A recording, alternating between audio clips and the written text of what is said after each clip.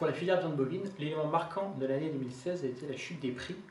Pour les clôtures du troisième trimestre 2016, c'est-à-dire une période de vente entre juin 2015 et septembre 2016, le prix des blondes d'Aquitaine était de 4,66 €, soit une baisse de 21 centimes par rapport à 2015, et le prix des charolaises était de 3,79 €, soit une baisse des prix de 12 centimes par rapport à 2015.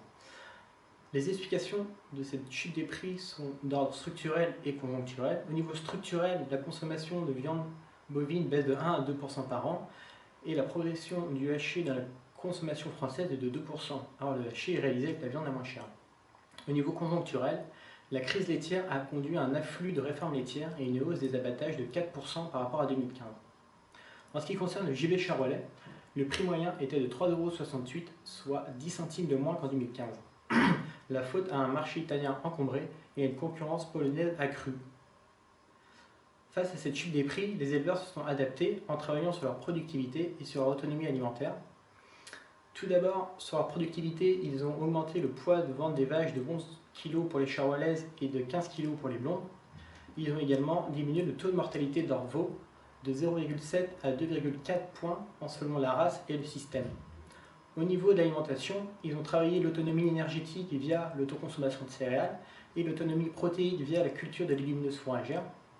Ainsi, selon ce système, le coût alimentaire a diminué de 8 à 25 € par vache. Le résultat de ces efforts est que, par exemple, en système naisseur charolais, la marge brute a peu évolué, elle n'a diminué que de 4 € par vache.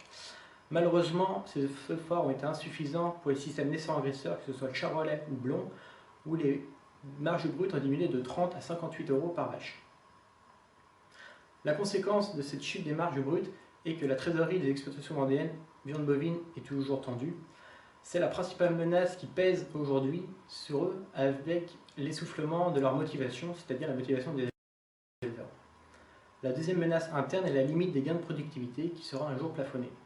Au niveau macroéconomique, les trois menaces principales sont le discours anti-viande, qui est très agressif en France comme en Italie, la concurrence étrangère qui grignote un petit peu nos parts de marché, et la nouvelle réforme de la PAC qui est défavorable notamment pour les systèmes naissants-engraisseurs.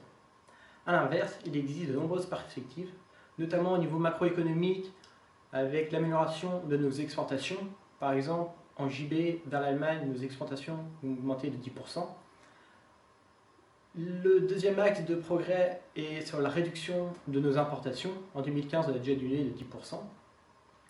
Le deuxième axe concerne le lobbying pro-viande. Il faudra accentuer notre communication pour contrer le lobbying anti-viande.